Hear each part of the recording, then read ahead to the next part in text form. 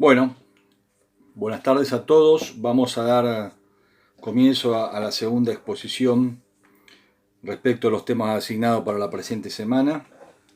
El tema que vamos a tratar en el día de hoy es el tema del delito de aborto.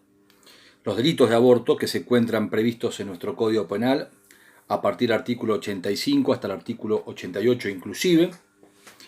En el desarrollo de esta exposición vamos a descomponer y analizar cada una de las figuras a título particular.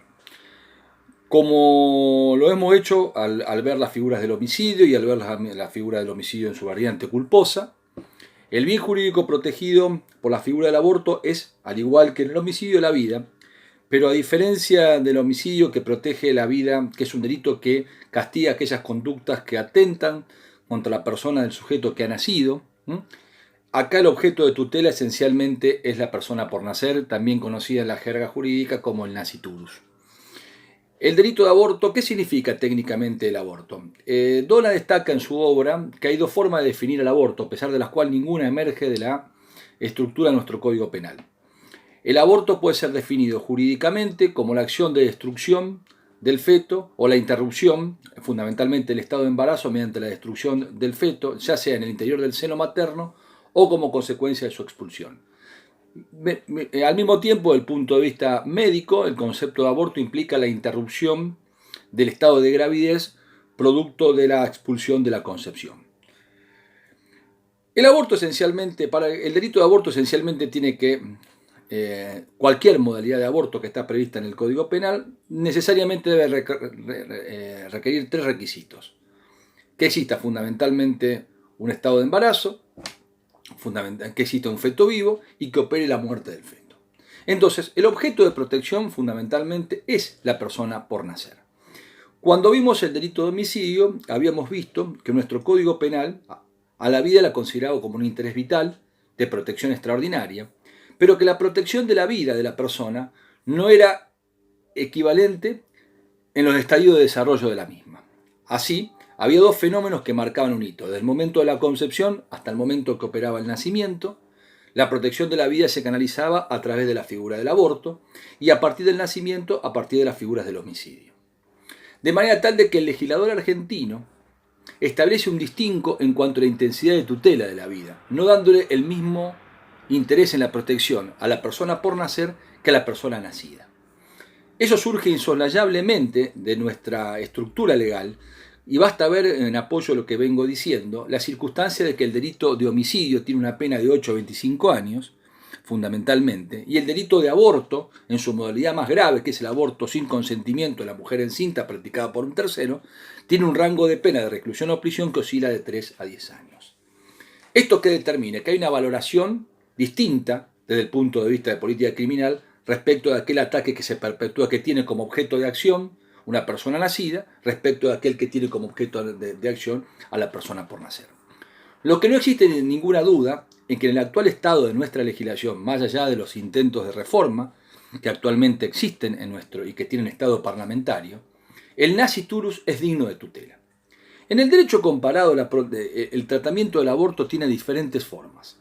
Hay algunos ordenamientos jurídicos que liberan el aborto sin ningún tipo de restricciones y que consideran fundamentalmente que la persona por nacer no merece una tutela jurídica, privilegiando lo que se llama el derecho de autodeterminación de la madre, es decir, no considerándola como un sujeto de derecho distinto de la madre y por ende liberalizando cualquier conducta que implique un atentado o ataque contra la vida del nasciturus. Por el contrario, existen otros sistemas que establecían la prohibición absoluta del aborto. Y puedo traer como ejemplo el Código Penal español de la etapa franquista del 44 o el Código Penal Rocco italiano de 1932 que establecían una prohibición absoluta del aborto. Pero hay otros sistemas, como el sistema argentino, que prohíben el aborto pero lo hacen en forma relativa. ¿Esto qué significa? Que toda conducta de destrucción del feto operada en el seno materno es una conducta que está penalizada, pero se admiten excepciones, es decir, supuestos en donde la persecución penal no existe, que son supuestos basados fundamentalmente en distintas causas. Los que se llaman las prohibiciones relativas se verifican a través de supuestos excepcionales como las indicaciones terapéuticas, por ejemplo, se admite el aborto cuando hay peligro para la vida o la salud de la madre, como ocurre en nuestro sistema jurídico. Las indicaciones eugenésicas, se habilita el aborto cuando existe el riesgo de prolongación de una situación de una minusvalía mental de la madre hacia la persona por nacer, que tiene más bien reminiscencias de índole totalitarias, pero todavía existen, como existe el aborto genocídico en nuestro sistema. Lo que se llaman los abortos, las indicaciones basadas en cuestiones jurídicas o éticas, como el caso, por ejemplo, de la interrupción del embarazo, cuando éste viene o tiene su origen en la violación de la madre, o el llamar las indicaciones socioeconómicas, donde el aborto se autoriza, como ocurre en el derecho uruguayo, cuando el nacimiento puede originar fundamentalmente un estado de desequilibrio socioeconómico respecto a la familia, en el cual el menor va a vivir, proyectando sus consecuencias nocivas respecto de terceros. Estos son más o menos los sistemas que existen en el derecho comparado, desde la liberalización hasta la prohibición absoluta. También existen casos en donde se habilita el aborto hasta determinada etapa de gestación, los 3 meses, por ejemplo, pero en la actualidad está prevaleciendo la idea de habilitar las instancias de excepción, fundamentalmente en aras de privilegiar el derecho o la libre autodeterminación de la madre, el derecho a decidir la maternidad de parte de quien está gestando, es decir, la madre, cuestión que más allá de la aceptación o no es lo que fundamenta los intentos de reforma. Quiero aclarar también que el objetivo de esta exposición de ninguna manera es bajar línea o volcar un razonamiento pro vida o en contra del aborto. Yo estoy exponiendo para un auditorio en el marco de una universidad pública, a pesar de que soy docente de la universidad privada, todo el mundo sabe mi postura contraria, ¿no es cierto?, a la liberalización del aborto. Yo soy partidario de la defensa de la vida desde el momento de la concepción, y esto lo quiero dejar asentado, pero respeto aquellos criterios que disientan con esta postura, con lo cual mi idea es dar un enfoque aséptico y que cada alumno tenga una concepción individual y personalizada respecto a la viabilidad o no de la liberalización del aborto. En ese marco, ese es el marco ideológico que va a rodear toda la exposición que voy a realizar, con independencia de lo que yo ya vengo diciendo.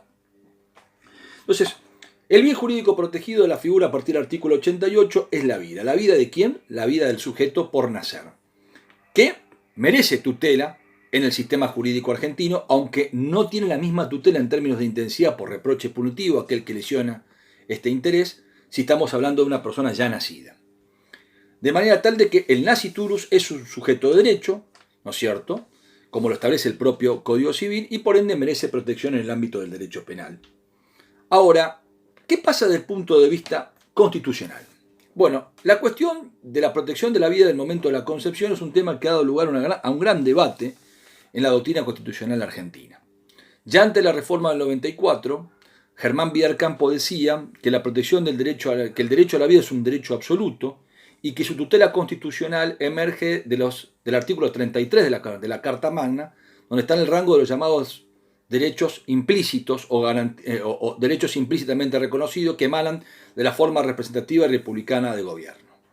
Pero luego, al producirse la reforma del 94 e incorporarse los tratados internacionales de derechos humanos, aunque muchos de ellos ya habían sido incorporados como legislación interna en nuestro país, se le reconoce a la vida un rango mucho más intenso en términos de protección constitucional, sobre todo a partir de la Declaración Americana de Derechos Humanos, a partir de la Convención Americana de Derechos Humanos en su artículo 4, a partir del Pacto Internacional de Derechos Civiles y Políticos. Es decir, se dice que toda persona tiene el derecho a la vida, como igualmente tiene un derecho a su libertad y tiene un derecho a la seguridad.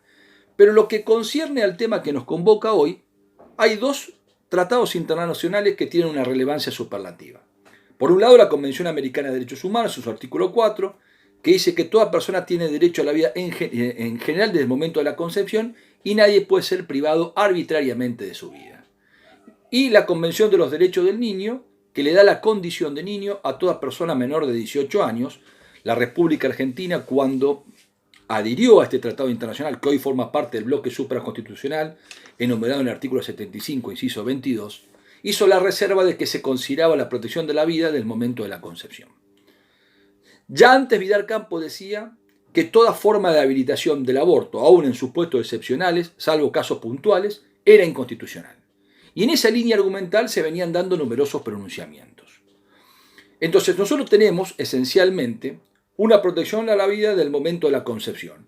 Pero la discusión está si esos derechos son derechos absolutos, admiten excepciones, aunque no hay ninguna duda de que el Estado argentino siempre toleró esas excepciones al establecer el elenco de abortos permitidos en el artículo 86.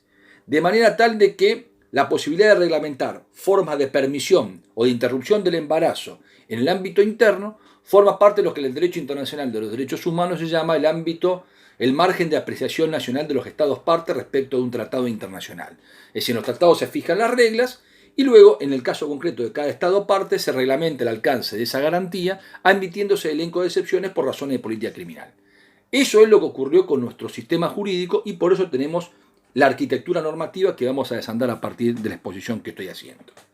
Entonces, hay un reconocimiento constitucional de la protección a la vida desde el momento de la concepción, pero la discusión se centra, más allá de la opinión autorizada de muchos juristas, como por ejemplo Vidal Campo, que mencioné recién, la discusión está si se pueden admitir excepciones en el derecho interno y cuándo esas excepciones colisionan o no contra la manda constitucional en una interpretación dinámica de nuestro sistema jurídico. Porque nosotros sabemos, porque por un principio de jerarquía, ninguna norma inferior, en este caso las disposiciones del Código Penal que vamos a desandar, puede colisionar con una norma superior, o cuanto menos cuando yo la interpreto, lo debo hacer en forma conjunta, porque no estamos hablando de un comportamiento estanco, la norma inferior, divorciado de lo que establezca la norma superior al amparo del artículo 35 de la Constitución Nacional. Entonces, el bien jurídico protegido es la vida y tiene un anclaje constitucional. Concluimos también de que la vida del nasciturus. No estamos hablando de la vida de la persona nacida, que encuentra protección a partir del artículo 79 del Código Penal. Ahora, hay una razón por la cual el legislador argentino protege con diferente intensidad la persona por nacer que la persona nacida. Y esa misma discusión se produjo en Alemania, por ejemplo, y en España, donde los fundamentos que los distintos tribunales constitucionales de aquellos países pivotearon alrededor de estas ideas. Primero, estamos hablando de que el desarrollo de la vida humana es un íter que implica la superación de tramos de evolución. En un primer momento estamos hablando de una vida, ¿no es cierto?, de un sujeto dotado de una personalidad, de una independencia, de una autonomía, con un patrimonio genético propio, pero que no tiene independencia ni autonomía, sino que depende de la madre. A partir del fenómeno del nacimiento, el sujeto se desarrolla, comienza a desenvolverse, comienza a adquirir relevancia social, comienza a ser un sujeto diferente de la comunidad donde se desenvuelve. Con base a estos parámetros, los cuales uno puede aceptar o no, las distintas legislaciones han protegido con diferente intensidad la vida del nasciturus y la vida de la persona por nacer. Por eso la pena del aborto es mucho más baja que la pena del homicidio, porque no es la vida del sujeto por nacer respecto a la vida del sujeto nacido, objeto de la misma valoración jurídica y normativa. Entonces, nosotros cuando interpretamos los tipos penales, no podemos hacerlo en forma aséptica. Por el contrario, lo tenemos que hacer, ¿no es cierto?, estableciendo por qué razón, por qué motivo el legislador argentino legisla de la manera en que lo hace, si se me permite la expresión. Y las razones son esencialmente esas. Podemos importar el cartabón de razonamiento del derecho comparado y decir, bueno, la vida de la persona por nacer no merece la misma intensidad en cuanto a las de reproche cuando se colisiona contra ella, porque estamos hablando de una vida que todavía no se ha consolidado, y situación que acontece a partir del nacimiento cuando adquiere independencia.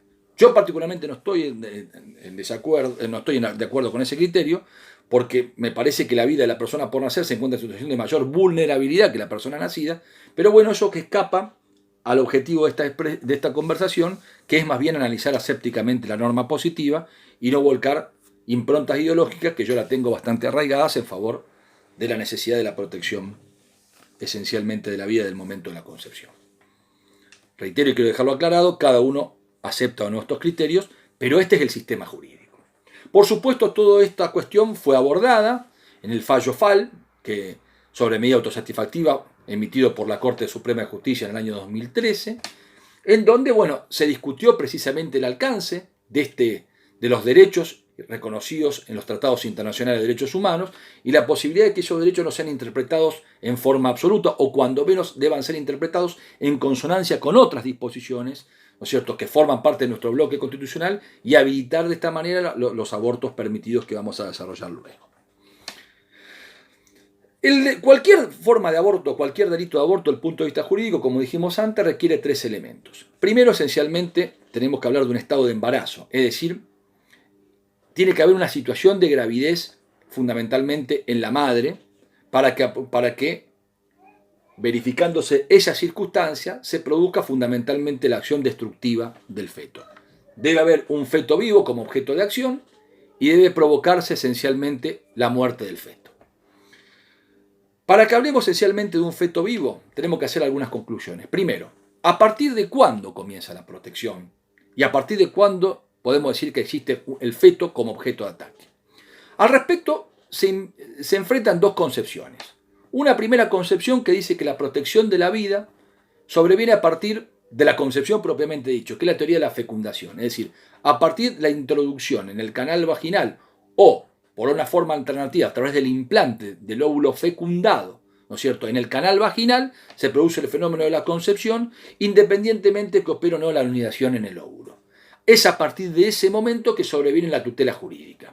Y es el criterio, a partir de la teoría de la fecundación, que imperó en un pronunciamiento de la Corte, conocido como por Asociación Civil Portal de Belén contra el Ministerio de Salud y Acción Social, en donde se hizo lugar a una acción de amparo interpuesto por una organización no gubernamental contra el Ministerio de Salud respecto a la autorización para la comercialización de la llamada píldora del día después, el producto comercial inmediato, que era un producto que impedía efectivamente que el óvulo fecundado se anide en las paredes del útero. Otra concepción distinta dice no, la protección jurídica y el estado de embarazo sobreviene a partir del momento en que se produce la anidación del óvulo fecundado, ¿no es cierto?, del embrión a las paredes del útero. Es a partir de ese momento que uno puede decir que existe un estado de embarazo y es a partir de ese momento que sobreviene la protección jurídica y el nascituro puede ser objeto de ataque. De manera tal de que el embrión fecundado extrauterinamente no puede ser objeto de ataque del delito de aborto. Y las acciones destructivas del embrión fecundado, que por ejemplo se haya alojado criocongelado en una probeta, no tiene repercusión penal. Perdón. En este sentido debo destacar que en el sistema jurídico argentino no existe un estatuto respecto del embrión. El legislador civil lo estableció como una intención a futuro en la ley de implementación del Código Civil y Comercial, pero en el facto no existe ninguna legislación concreta que reglamente la tutela o la manipulación del embrión. Más allá de las normas éticas que imperan en el campo de la medicina, lo cierto es fundamentalmente que no existe un estatuto jurídico del embrión humano en el derecho argentino. ¿Esto qué determina? Que la destrucción aún dolosa de un embrión fecundado o resguardado en el interior de una probeta no tiene repercusiones penales, porque recién la protección jurídica sobreviene cuando el embrión anida en las paredes del cuello del útero y se verifica a partir de ese momento el estado de embarazo o de gravidez. Antes de ese periodo, del momento de la concepción, mientras el óvulo fecundado está viajando, ¿no es cierto?, internamente hacia el útero, es prácticamente imposible la verificación del estado de embarazo. ¿Esto qué determina esencialmente?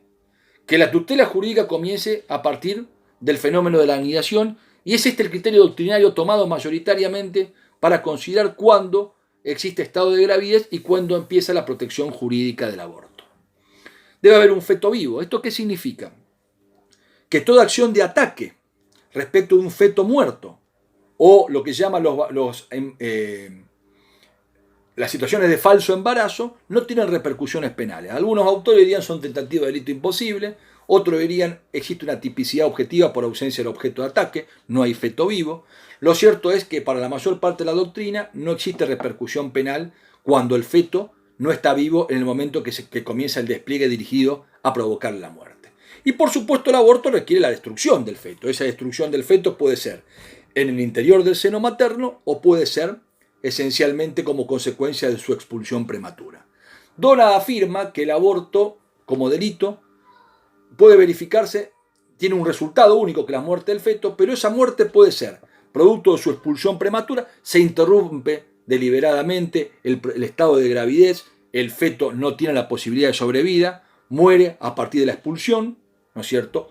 O cuando se provoca maniobra de expulsión y el feto nace vivo, pero luego muere ante la carencia de viabilidad. Comprende ambas situaciones. Es un delito de lesión, ¿no es cierto? Es un delito de resultado, y como tal admitiría la tentativa. Estos son los rangos característicos que tiene esencialmente el delito de aborto. Es decir, los presupuestos son la existencia de un feto vivo, la protección jurídica a partir del nascituro sobreviene a partir del momento de la fecundación, cuando se dice que existe un estado de embarazo, y que sobrevenga esencialmente la muerte del feto producto de las maniobras abortivas llevadas a cabo por el agente, que pueden ser de carácter positivo, mediante la utilización de cualquier medio, violencia, como por ejemplo la violencia física, medios hipnóticos o narcóticos, o esencialmente algunos dirían también medios psíquicos, pero lo importante es que es un delito esencialmente de acción.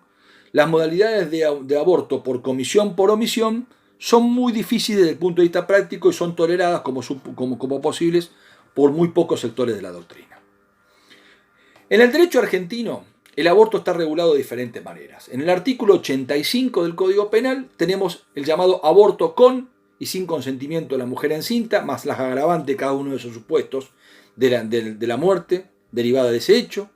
Tenemos en el artículo 86, en la primera parte, el aborto profesional, es decir, la agravante por la intervención en la práctica abortiva de un profesional del arte de curar, y en la segunda parte los abortos justificados o abortos permitidos, entre los cuales encontramos el aborto terapéutico, el aborto sentimental, el aborto eugenésico.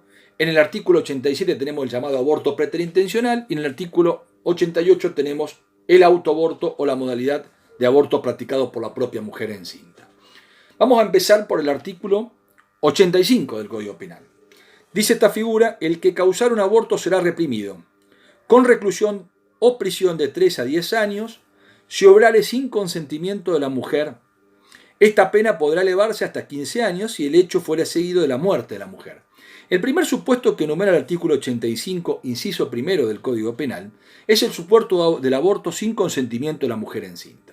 Para la doctrina mayoritaria, esta figura protege dos intereses esenciales. En primer término, por supuesto, la vida del nascituro de la persona por nacer, y en segundo lugar, el derecho a la libertad de la madre de decidir continuar o no con su proceso de gestación y eventualmente ser madre, lo que se llama la libertad de autodeterminación de la madre para procrear en el futuro. Los autores, cuando analizan esta figura, le dan una razón de ser al incremento de la pena. Es decir, no solamente se atenta contra la vida del nasciturus, sino que al practicarse un aborto sin el consentimiento de quien porta a la persona por nacer, también se afecta la integridad corporal de la misma y, por qué no, su libertad. En consecuencia, ese es el fundamento por el cual la pena es mucho más grave. Sujeto activo de este delito puede ser cualquiera, se agravaría en función del primer párrafo del artículo 86 si fuera practicado por un médico, pero el sujeto activo puede ser cualquiera, y sujeto pasivo, ¿quién sería? Esencialmente, la persona por nacer. La acción consiste en causar un aborto sin el consentimiento. Es decir, ¿qué implica la ausencia de consentimiento? Eso es un elemento normativo del tipo objetivo de carácter negativo. Ausencia de conformidad, ausencia de aquiescencia o de permiso de parte de la madre para practicar la maniobra abortiva. Acá el consentimiento no funciona como una causal de atipicidad o como una causal de justificación. Acá lo que refleja la ausencia del consentimiento es la ausencia de permiso de parte de la portadora del nasciturus para que se practique una maniobra abortiva sobre su propio cuerpo, porque lo que no se puede destacar que cuando hablamos de un aborto hablamos de prácticas que no solamente tienen como depositario final de la acción lesiva a la persona por nacer, sino también el cuerpo de la madre, porque no se puede lesionar o no se puede dañar, si se me permite la expresión, al nasciturus sin antes previamente impactar o obrar sobre el cuerpo de la madre. ¿Eso qué determina? Esencialmente que haya una doble lesión, aunque el primer interés protegido por esta figura es esencialmente la vida del nasciturus. En ese contexto, estamos hablando de una figura mucho más grave con un rango de pena de 3 a 10 años. Sujeto activo dijimos cualquiera, sujeto pasivo la persona por nacer. Acción típica, causar un aborto sin consentimiento. ¿Cuándo hay ausencia de consentimiento? Cuando, por ejemplo, hay coacción, cuando, por ejemplo, hay violencia, cuando, por ejemplo, media un engaño, es decir, se la interna a la mujer bajo la promesa de hacer un tratamiento terapéutico por una dolencia distinta y se le interrumpe el embarazo sin su conformidad. Es decir, reitero, acá el consentimiento no funciona como una causal de atipicidad o de justificación. Acá la ausencia del consentimiento tiene relevancia porque implica esencialmente derivar la imputación hacia la modalidad más grave porque se atenta contra la libertad de la madre. Diferente es el segundo supuesto, en donde la madre sí presta el consentimiento, en donde el autor que lleva a cabo la práctica abortiva cuenta con la conformidad de ella. Dice el segundo inciso: con reclusión o prisión de 1 a 4 años, fíjese la reducción del monto de la pena con respecto al supuesto anterior. Si obrare con consentimiento de la mujer, el máximo de la pena se elevará a 6 años si el hecho fuere seguido de la muerte de la mujer. Es decir, ¿qué quiero decir con esto? En este segundo supuesto la mujer presta la conformidad, da su aquiescencia. Debe ser un consentimiento previo, puede ser un consentimiento expreso o puede ser un consentimiento tácito, nunca presunto. Cuando un consentimiento es expreso, como lo dice nuestro Código Civil, cuando es inequívoco, cuando la mujer presta la conformidad y la exterioriza a través de un dicho. ¿Cuándo sería un consentimiento tácito? Cuando se somete voluntariamente a una intervención, sabiendo en qué lugar se somete, ante quién se somete, en qué cuadro de circunstancias se lleva a cabo el hecho, etcétera, etcétera. Nunca presunto. Ese consentimiento es revocable. Si comenzaba la práctica abortiva, la mujer revoca el consentimiento y no obstante los médicos siguen adelante con la práctica interruptiva del estado de embarazo, se deriva la imputación hacia el primer supuesto del inciso primero. Entonces el segundo supuesto, o más leve en términos de reproche penal, es un supuesto esencialmente en donde hay un permiso o una autorización que no excluye la tipicidad, que no transforma el hecho en jurídicamente válido, pero que reduce el monto de la punición y del reproche, porque ya no se atenta contra la libertad de la madre, sino esencialmente solamente se ataca el interés del niño, o de la persona por nacer, perdón. En ambos supuestos, en el primer caso, sin consentimiento, el sujeto activo subjetivamente sabe, ¿no es cierto?, que está llevando a cabo una práctica abortiva, quiere llevar a cabo una práctica abortiva y el eventual error sobre el consentimiento es un error de tipo. El error sobre el consentimiento reconduce la imputación hacia el segundo supuesto. En el segundo supuesto, el sujeto conoce que interrumpe el embarazo, quiere llevar a cabo la conducta, hay un dolo directo, y también conoce que cuenta con el permiso de la madre. Si ese permiso no se hubiera dado, bueno, algunos autores también dicen, ¿qué pasaría con la ausencia cuando el sujeto no se da el permiso? Bueno, algunos dirían que reconduce el encuadre hacia el inciso primero. Entonces, estamos hablando en el artículo 85 de dos modalidades distintas, con o sin el consentimiento. Sin el consentimiento es mucho más grave, porque se afecta la libertad y el derecho a la maternidad de la madre, además de afectarse el interés del nascituro y vulnerarse su vida. Por eso el incremento de la pena, o por eso mejor dicho, el rango de pena, no el incremento, de 3 a 10 años. En el segundo supuesto, el sujeto lleva a cabo la acción abortiva, pero con el permiso de la madre, con el consentimiento de ella. Por eso el monto de la pena es menor que en el supuesto anterior. Y en este caso obedece a que ya no se afecta la libertad de la madre y solamente se afecta el interés del nasciturus.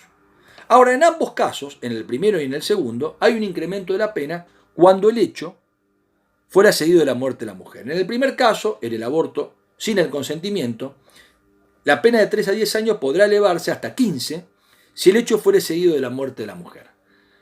Y en el segundo caso, la pena de 4 años podrá elevarse a 6 si el hecho fuere seguido de la muerte de la mujer. ¿Qué significa este supuesto?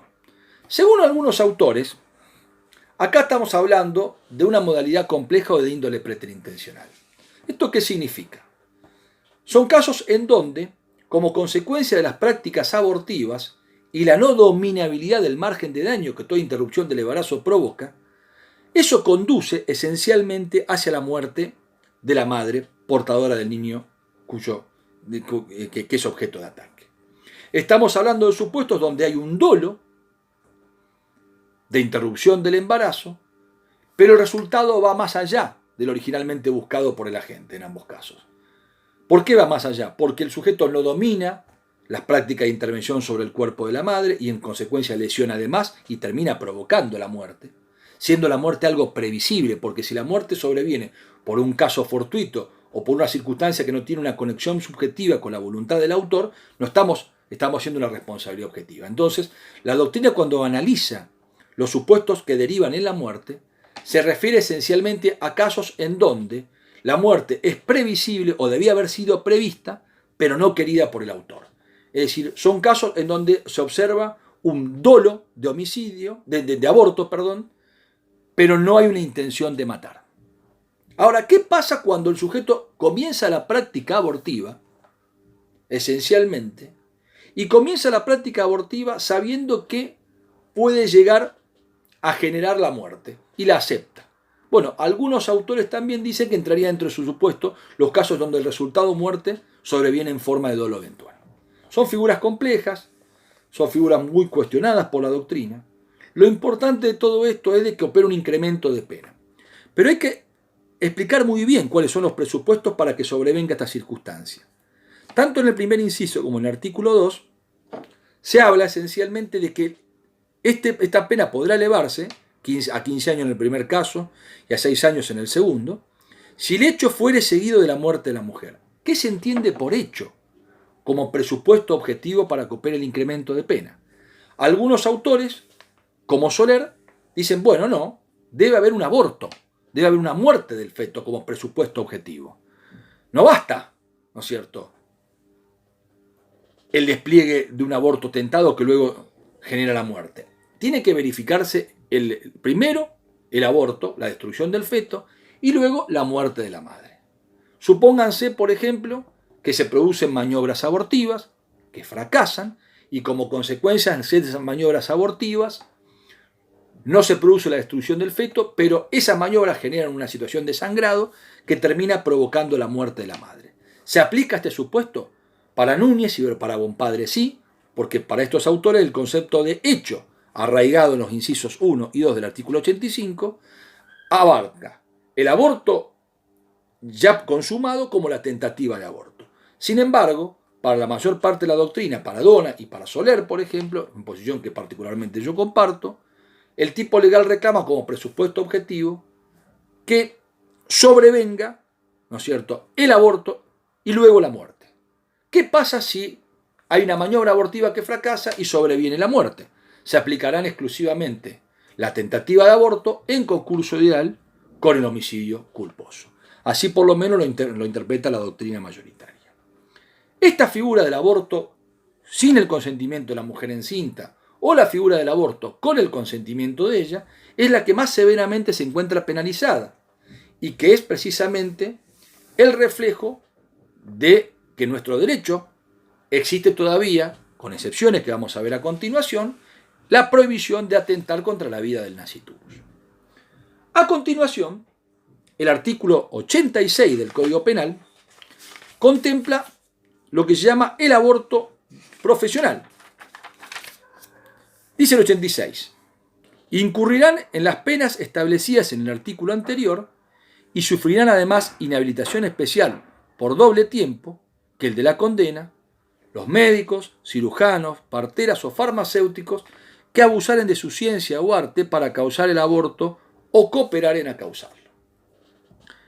Esta es una modalidad agravada del aborto por la naturaleza del sujeto activo. Es decir, cuando la causación del aborto, en grado de autor o coautor, o en el desarrollo de la acción abortiva, o en forma simultánea a la ejecución de la acción abortiva, se verifica la intervención de alguno de los sujetos que hemos mencionado a continuación, opera el agravante. Además de la pena que le corresponde a la figura, se incrementa esencialmente con una pena de inhabilitación especial por el doble tiempo que el de la condena, que definitivamente se fije luego de un juicio y de un proceso legal, cuando estamos hablando de la intervención de un médico, de un cirujano, de una partera o de un farmacéutico. Este primer párrafo del artículo 86 legisla lo que se llama el aborto profesional. ¿Cuál es el fundamento de la pena de esta figura? El fundamento de la pena radica, o del incremento de la pena, traducido en una inhabilitación especial por el doble tiempo de la condena, radica esencialmente en que estamos hablando de un elenco de sujetos que se han preparado, que han recibido conocimiento, que se han formado, asumiendo deberes de protección de la vida del otro, deberes morales de tutela de la vida del otro, y en vez de usar sus conocimientos para la protección de la vida del otro, utilizan sus conocimientos para la destrucción de la vida de la persona por nacer. Eso es lo que fundamenta el incremento esencialmente de la punición en estos casos. Fíjense que el tipo legal establece que enumera un elenco de profesionales vinculados con el arte de curar. Esa enumeración es una enumeración cerrada, taxativa, de números clausus. Habla de médicos, habla de partera, habla de farmacéuticos y habla de cirujanos. Es decir, todos profesionales dotados de una expertise o un grado de conocimiento que puede ser utilizado para la interrupción del embarazo. Es por eso que el legislador lo ha enumerado taxativamente. Ahora, la participación en el hecho de una enfermera, de un paramédico, de un auxiliar de enfermería, de un estudiante de medicina, no entra dentro del supuesto que estamos analizando. Es decir, respecto de ello no opera el agravante de la inhabilitación especial por el doble del tiempo de la condena. Cuando hablo del doble me refiero al elemento tiempo, ¿no? Como recientemente mencioné. Se requiere también, esencialmente, que el sujeto obre abusando. ¿Qué significa abusar? Aprovecharse de los conocimientos para, con sustento en ellos, interrumpir el proceso gestacional y destruir al feto. Es decir, es necesario un aprovechamiento. El sujeto usa el conocimiento para destruir al feto. Ahora, ¿qué pasa cuando el médico interrumpe el embarazo, pero para aliviar el dolor o el sufrimiento o el estado de angustia o con un fin altruista? ¿Opera el agravante? Para la mayor parte de la doctrina, no. Porque cuando el tipo legal hace referencia a abusar de la ciencia o arte, se refiere a un uso espurio, ilegítimo, fuera de los parámetros de tolerancia jurídica del conocimiento para destruir el feto. Cuando existe un fin que reconduce el objeto de la acción hacia la protección del interés de la madre, más allá de la salida esencialmente de las causales de justificación, algunos autores dirían que no opera el agravante. Lo que caracteriza este artículo 86, fíjese qué interesante el tema, es que dice, equipara a todo aquello que cooperaren a causarlo, es decir, no discrimina como establece la teoría de la participación entre instigadores, autores, cómplice primario y secundario. Todo aquel médico, cirujano, farmacéutico o partera que preste asistencia o colaboración, cualquiera sea el grado de incidencia, como instigador, como partícipe primario o como partícipe secundario, tiene las mismas penas. Es decir, acá se destierra las reglas de participación y los diferentes tipos de penas según el grado de intervención que los artículos 45 y siguientes del Código Español establecen, y cuando interviene un médico se los coloca en un plano de igualdad. Entonces, esta figura se conoce con el nombre de aborto profesional. La segunda parte, ¿no es cierto?, legisla respecto de los abortos terapéuticos, de los abortos justificados. En parte general ustedes vieron, cuando estudiaron el artículo 34 del Código Penal, que dentro de ese artículo amplio existían causas de justificación, como por ejemplo el estado de necesidad justificante, la legítima defensa del tercero o propia, el legítimo ejercicio de un derecho, autoridad o cargo, el cumplimiento del deber para alguna corriente doctrinaria. Son causales de justificación enumeradas en la parte general. Pero en la parte especial también tenemos causales de justificación, previstas para determinados delitos concretos. Y eso es lo que acontece con el segundo párrafo del artículo 86 del Código Penal, que legisla los supuestos de permisión o de autorización para interrumpir el embarazo. De acuerdo a la fórmula del artículo 86, estos y la interpretación que la doctrina y la jurisprudencia sobre todo viene dando, contemplan los siguientes casos. Dice, el aborto practicado por un médico diplomado con el consentimiento de la mujer encinta no es punible, es decir, no merece reproche legal. 1. Si se ha hecho con el fin de evitar un peligro para la vida o la salud de la madre, y si este peligro no puede ser evitado por otros medios. 2. Si el embarazo proviene de una violación o de un atentado al pudor cometido sobre una mujer idiota o demente. En este caso, el consentimiento de su representante legal deberá ser requerido para el aborto. ¿Qué quiero decir con esto? Acá se contemplan distintos supuestos que la doctrina ha ido calificando de diferente manera. En el primer inciso se encuentra lo que se conoce como el aborto terapéutico. El aborto terapéutico es una interrupción del embarazo permitida por el ordenamiento jurídico. Y si está permitida y está tolerada jurídicamente, no merece ningún tipo de reproche, no solo del punto de vista civil, sino también del punto de vista penal. Por otra parte, al hacer una conducta permitida, el sujeto que la practica no debe requerir ninguna autorización judicial para llevarla a cabo. Es como si ustedes, para ejercer la legítima defensa, antes de repeler una agresión inminente de parte de un tercero e injusta, lo que hacen es ir a solicitarle a un fiscal o a un juez de garantía que les permita repeler el ataque. De ninguna manera, tanto cuando estoy hablando de una justificante, estoy hablando de una conducta amparada por el ordenamiento jurídico y que forma parte de lo que no está prohibido, es decir, porque está permitida. Sin embargo, el aborto terapéutico, como está legislado en nuestro Código Penal, requiere determinados presupuestos que deben verificarse en el caso. En primer término, debe ser practicado por un médico diplomado. ¿Qué significa que debe ser practicado por un médico diplomado? Un médico que cuente con un título expedido por una universidad pública o privada, habilitado como tal por el Ministerio de Educación o por una universidad extranjera, pero reconocido en nuestro sistema jurídico. Al mismo tiempo debe ser una persona que se encuentra habilitada para ejercer la medicina. No se requiere de ninguna manera, ¿no es cierto?, una especialización concreta. No se requiere ni que sea ginecólogo, no se requiere tampoco que sea un médico generalista, un médico clínico, etc. Basta que sea un médico diplomado. En segundo término, se requiere el consentimiento de la mujer encinta. ¿Qué es el consentimiento? Ya lo definimos. Un permiso, una autorización previo, libre, informado, respecto del alcance de la práctica terapéutica a la que se va a someter. Es decir, la mujer debe saber que la práctica debe consistir esencialmente en la interrupción del embarazo.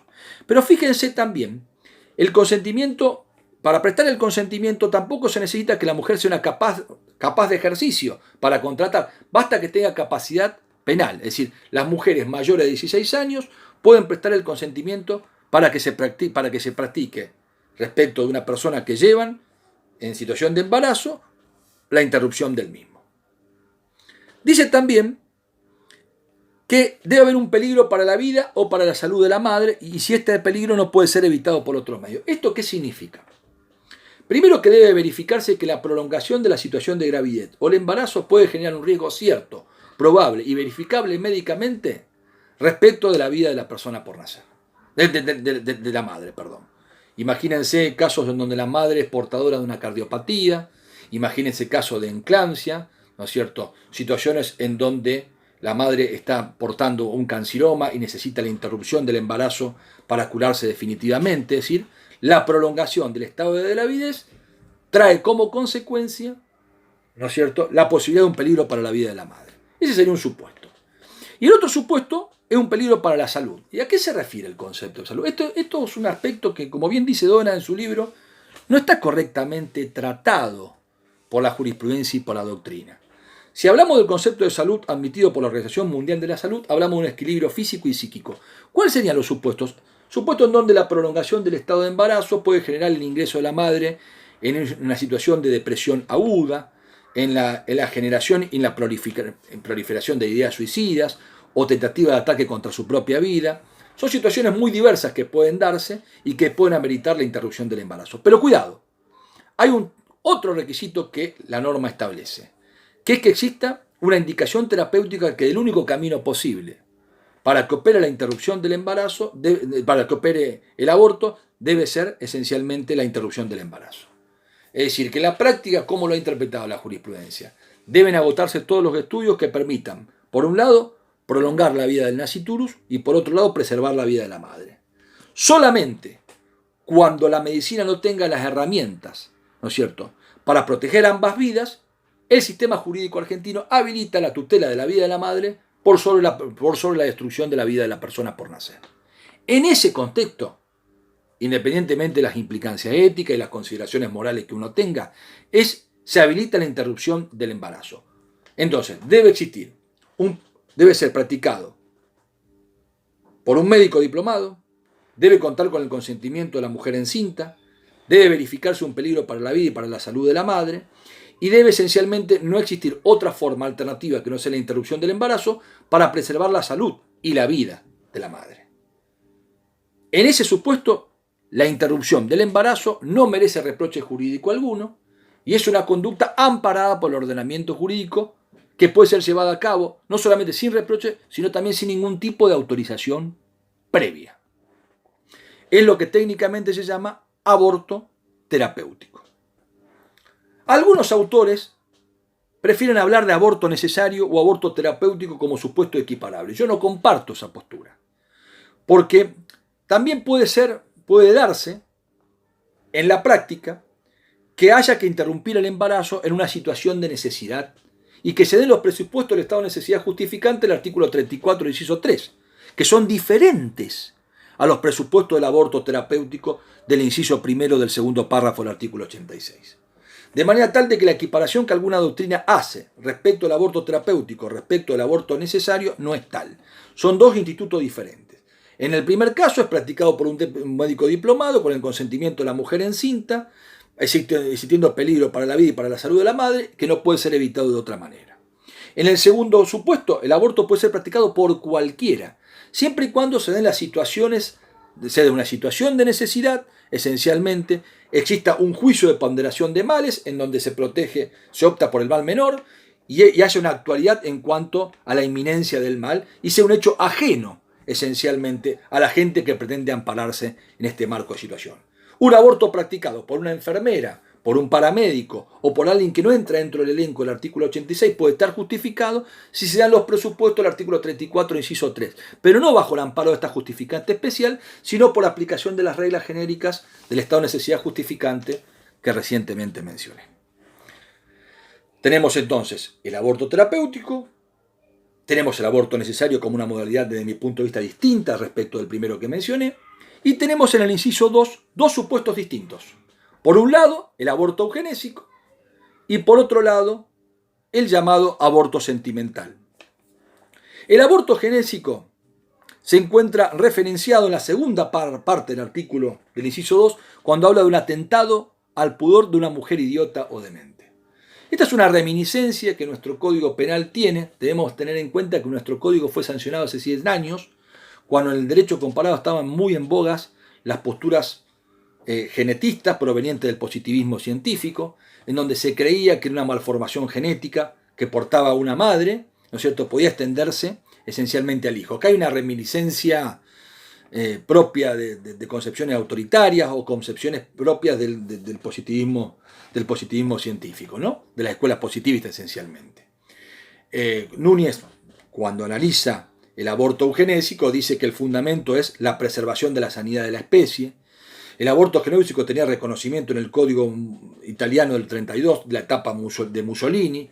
Tiene también una disposición similar en el Estatuto del Tercer Reich, ¿no es cierto?, para preservar la integridad y la sanidad de la raza alemana. Es decir, se habilitaba la interrupción del embarazo cuando existía certeza de la prolongación de la tara de parte de la madre respecto del hijo. ¿Para qué? Para preservar la sanidad de la especie, algo que, desde un punto de vista moral y bajo los estándares actuales, nos puede repugnar desde el punto de vista de nuestro pensamiento más propio del reconocimiento de los derechos y de la libertad aún de las personas incapacitadas o con minomalías mentales.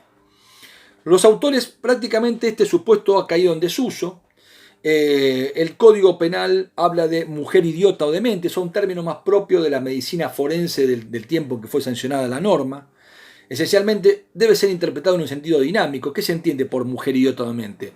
Mujer portadora de una minusvalía, esencialmente, que se podría prolongar o proyectar respecto de los hijos de la misma. Pero, reitero, no es un supuesto abundantemente tratado por la doctrina porque ha perdido actualidad al amparo de ideas que le dan amplios derechos a las personas incapacitadas con independencia de la minusvalía que eventualmente porten.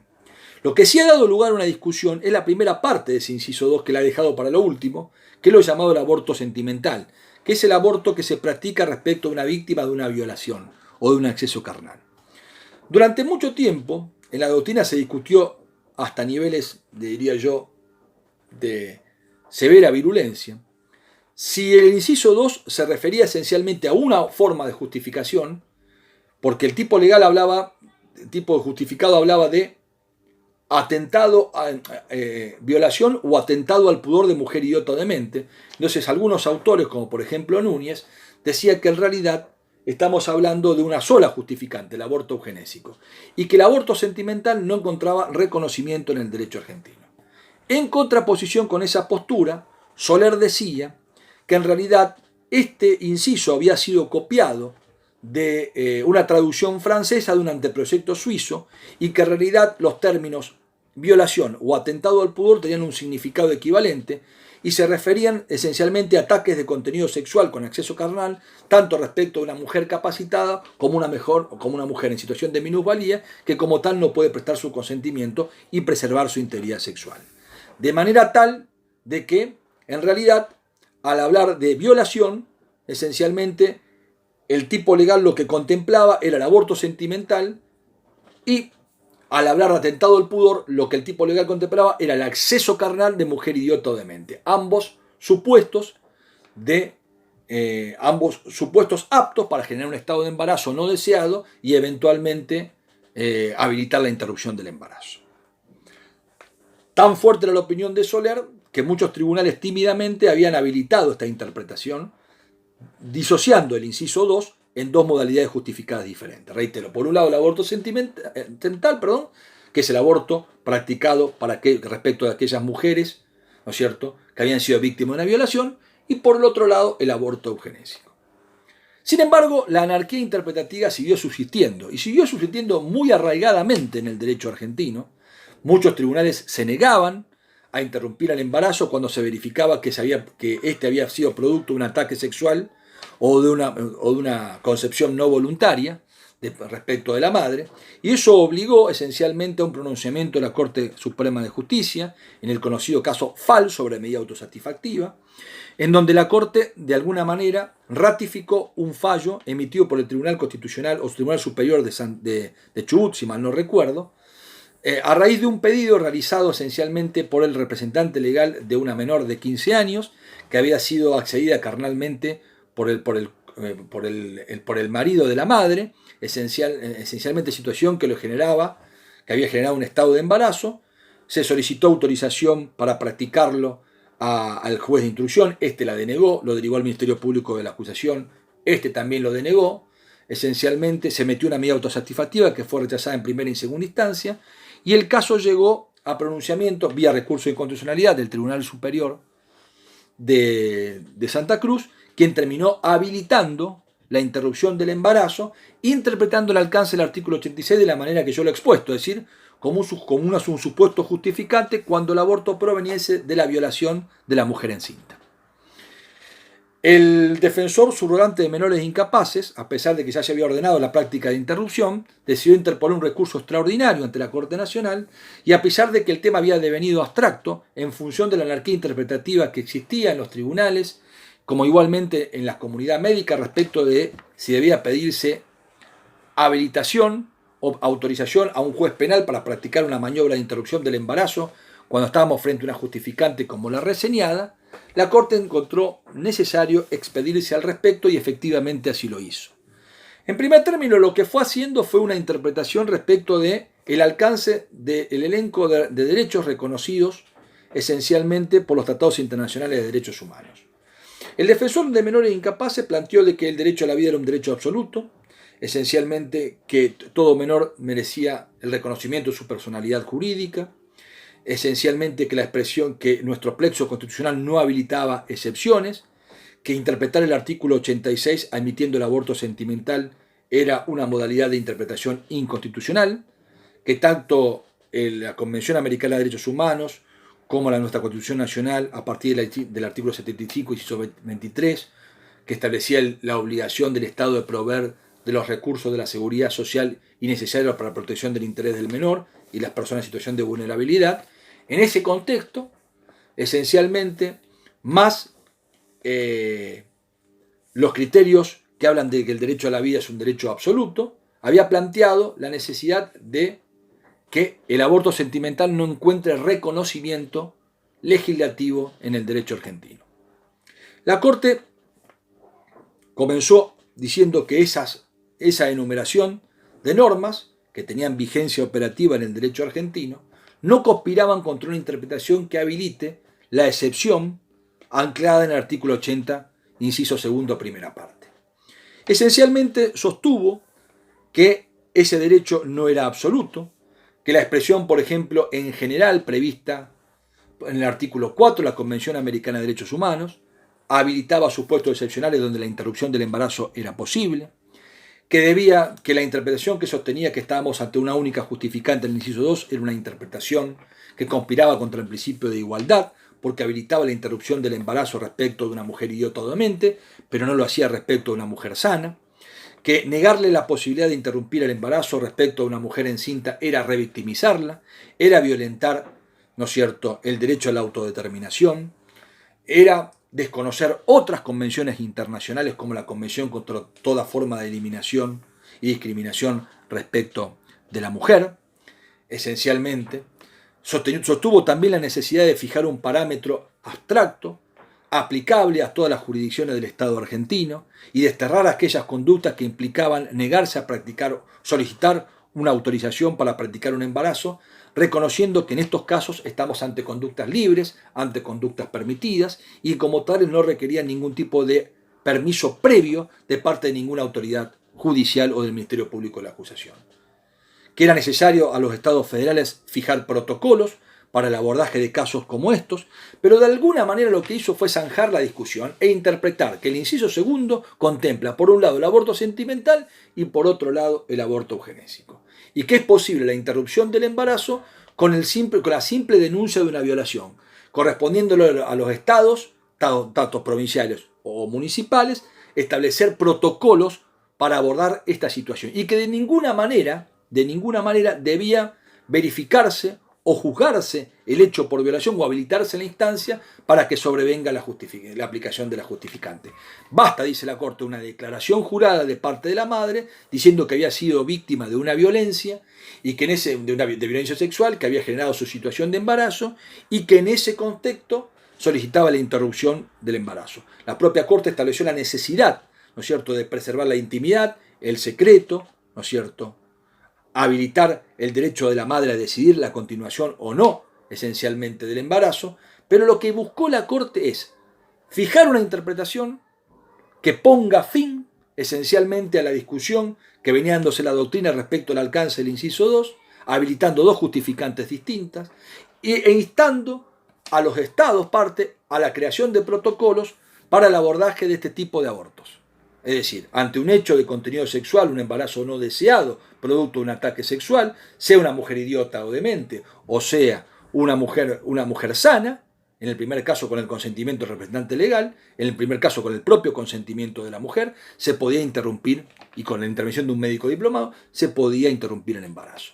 La Corte también trata la problemática vinculada a la objeción de conciencia y reconoce el derecho, en función de la libertad de culto de médicos, de negarse a intervenir en este tipo de prácticas por cuestiones de conciencia, pero instando a los estados a que fijen criterios para asegurar que igualmente la práctica sea llevada a cabo, sobre todo si estamos hablando de efectores públicos. En ese contexto, de alguna manera, en la legislación argentina, o mejor dicho, en la jurisprudencia nacional, ya no se discute respecto del arraigo del aborto sentimental como causal de justificación o permiso especial de interrumpir el embarazo existente en el derecho argentino. Ese tema ya no se discute a partir del caso Fall. Sin embargo, algunos autores, como Bonpadre, ponen en duda esta ausencia de discusión y reflejan la dificultad que tiene nuestro Código Penal, vetusto por cierto, en el inciso segundo, donde utiliza términos que inclusive ya no tienen su reconocimiento legal, porque ya no existe el delito de violación en el derecho argentino, sino que existe el delito de abuso sexual con acceso carnal. La expresión atentado al pudor no tiene un reconocimiento como instituto jurídico en el derecho argentino. ¿Qué significa atentado al pudor? Entonces, ¿qué dice Bonpadre? Que hay que modificar esta cuestión, hay que dar certeza jurídica, porque el día de mañana cambia la integración de la Corte por un vaivén ideológico y eventualmente cambia la interpretación respecto a la habilitación o no del aborto sentimental en el derecho argentino. Sin perjuicio que la idea que uno extrae leyéndolo a Bonpadre es que este es contrario a habilitar, ¿no es cierto?, un permiso cuando la interrupción del embarazo tiene como antecedente un hecho que implica un atentado de contenido sexual. Más allá de la discusión, el tema actualmente se encuentra zanjado. Lo cierto es también de que, según algunos autores, este criterio esbozado en Fall alcanzó de alguna manera una ratificación a partir de un fallo de la Corte Interamericana de Derechos Humanos en el precedente Artavia Murillo contra Costa Rica, ¿Qué se discutía ahí? Se discutía la constitucionalidad, de acuerdo a la carta de dicho país, de un decreto presidencial que reglamentaba la manipulación o la fecundación in vitro y habilitaba los procedimientos de complejidad en cuanto a la implementación del óvulo fecundado, el ICSI, por ejemplo. En ese contexto, ¿no es cierto?, se consideró, el Tribunal Constitucional de aquel país consideró contrario, ¿no es cierto?, a la Constitución de Costa Rica, toda forma de manipulación del embrión, y la Corte Interamericana, con respaldo en el caso a Artavia Murillo, expresamente estableció de que el embrión no merecía la misma protección que la persona por nacer y que la reglamentación en cuanto a la manipulación genética y en cuanto a la manipulación en cuanto a la protección de la persona, ¿no es cierto?, formaba parte del margen de apreciación de los estados partes. Citó el fallo FAL, ¿no es cierto?, de la Corte Argentina, y fijó una idea esencial. ¿Cuál es? La vida humana tiene una protección de diferente intensidad a medida que va avanzando en su desarrollo. Como dijimos hace un rato, no es lo mismo la tutela desde la concepción hasta el momento del nacimiento que con posterioridad a este último suceso biológico, como tampoco lo es lo mismo, ¿no es cierto?, la protección jurídica respecto del embrión antes de que opere la anidación o al momento de la implantación en el útero. En consecuencia, esos diferentes estadios reflejan una diferente intensidad jurídica, un diferente reconocimiento, y eso también forma parte del margen de apreciación en materia legislativa de los estados partes, y es por eso esencialmente de que ya no se reconoce una protección de la vida en forma absoluta, y que ese precisamente no ha sido el objetivo de los distintos legisladores que abrevaron en la creación de los tratados internacionales que hoy se citan para neutralizar la legislación en materia de aborto. Desde ese contexto, algunos autores contestaron, bueno, está bien, el fallo Artavia Murillo no tiene alcance en el derecho argentino por dos motivos. Uno, solamente compromete a un estado parte, Costa Rica. Dos, a partir del fallo Fontevecchia, las decisiones de los tribunales internacionales, sobre todo la Corte Interamericana, pueden no ser obligatorios para nuestro país. El tema ha quedado abierto, al igual que la obligatoriedad del fallo FAL, porque si bien la Corte ha fijado que sus pronunciamientos son guía, también ha habilitado a los tribunales inferiores a apartarse de ellos en base a argumentos nuevos que no han sido tratados por el Tribunal Superior. Con lo cual, todos estos fallos que yo vengo mencionando tienen una aplicación relativa respecto de los tribunales inferiores, y así se ve permanentemente en el derecho argentino que acontece. Sin perjuicio de lo cual, tanto en la Ciudad Autónoma de Buenos Aires como en la Ciudad de Rosario, por ejemplo, tenemos protocolo para la interrupción del embarazo cuando la situación de preñez deviene de un atentado o ataque de contenido sexual.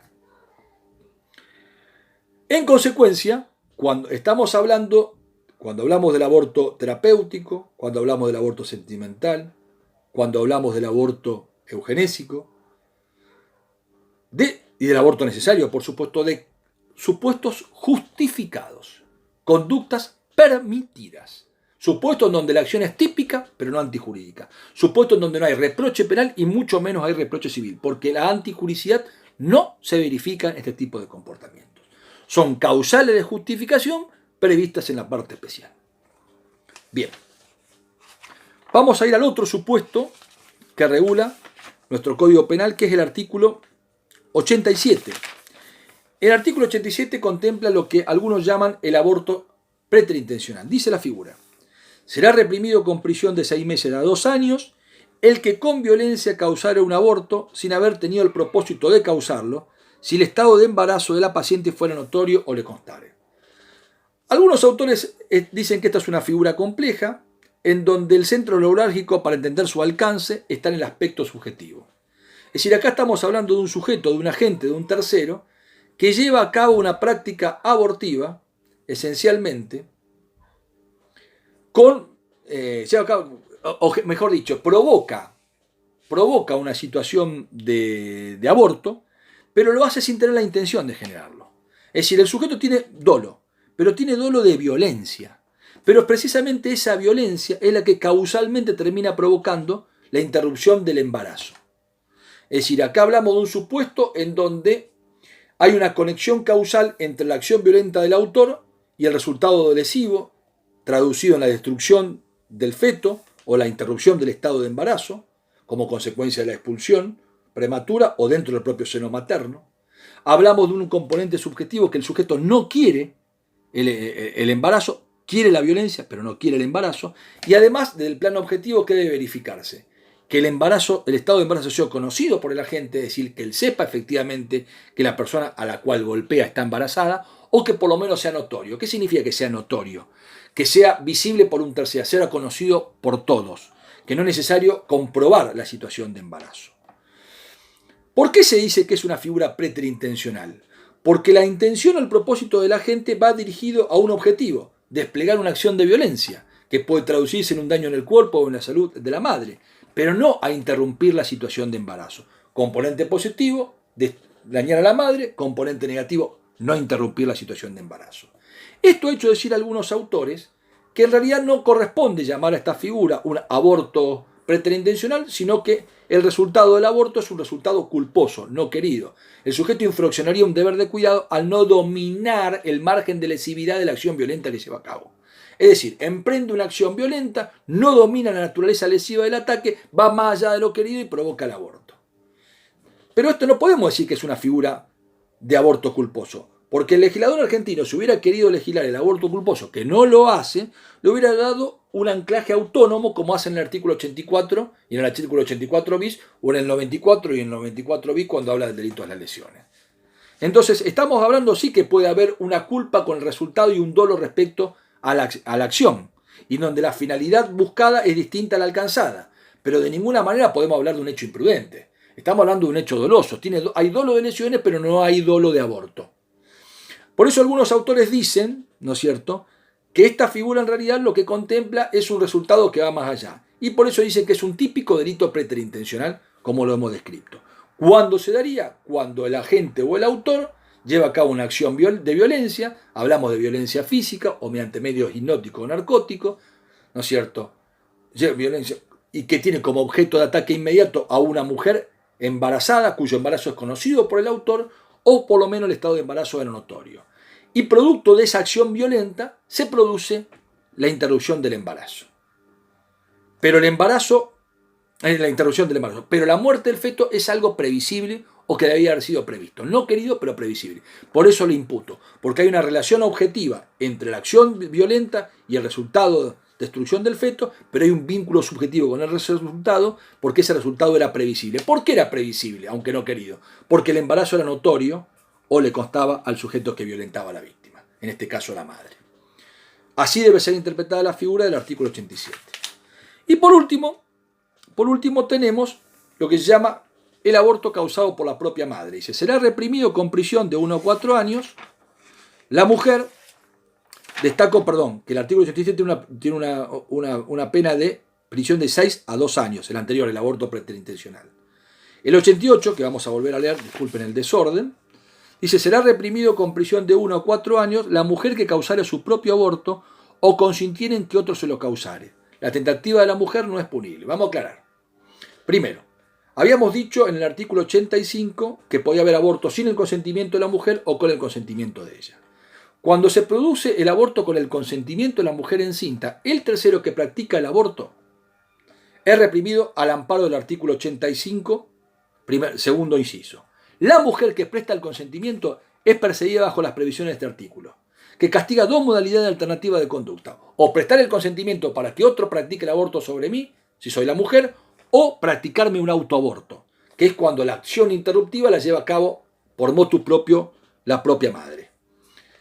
Ahora, la figura también contempla una excepción, por razones de política criminal, una llamada excusa absolutoria, tendiente a que el hecho no trascienda a terceros, no tenga repercusiones en el futuro y se quede en la órbita particular de la madre. ¿Cuál es? La tentativa de autoaborto no es punible. Ahora, la tentativa de aborto cuando la madre prestó el consentimiento para que otro se lo practique, sí es punible. Es un supuesto distinto. Acá nos estamos refiriendo al caso en que la madre, por ejemplo, se introduce un elemento punzocortante en el cuerpo, puede ser, por ejemplo, un tallo de perejil, una aguja, un elemento punzocortante se introduce en la vagina y intenta la destrucción del feto. ¿Fracasa en ese intento?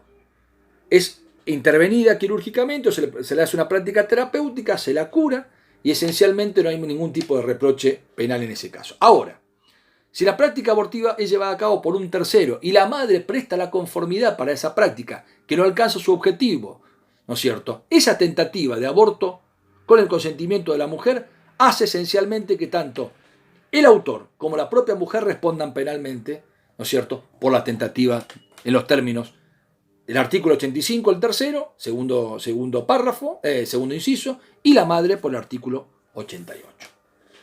Hemos visto entonces la problemática del aborto. Hemos visto entonces las diferentes formas en que el aborto está legislado en el derecho argentino. Hemos visto esencialmente que hay distintas modalidades de tratamiento del aborto. Las del artículo 85, la del artículo 86, la del artículo 87 y la del artículo 88. Hasta el día de hoy, la destrucción, nuestro sistema jurídico, que tiene más de 100 años, establece una prohibición relativa del aborto. Es decir, la destrucción del nasciturus, la interrupción del proceso de gestación, ¿no es cierto?, se encuentra penalizada en el derecho argentino. Pero esa penalización o esa acción destructiva no es absoluta. Admite excepciones.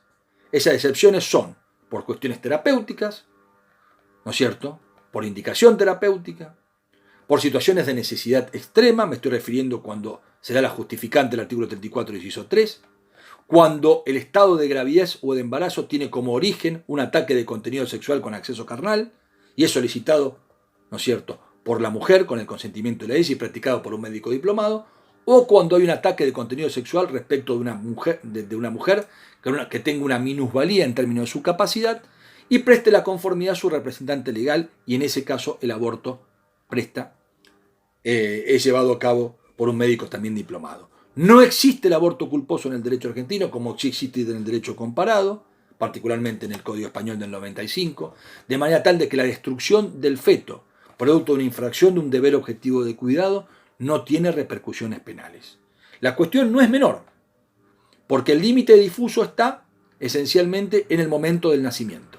La protección jurídica del aborto sobreviene desde el momento de la concepción, más concretamente a partir del fenómeno de la anidación, desde el punto de vista probatorio, hasta el momento del nacimiento.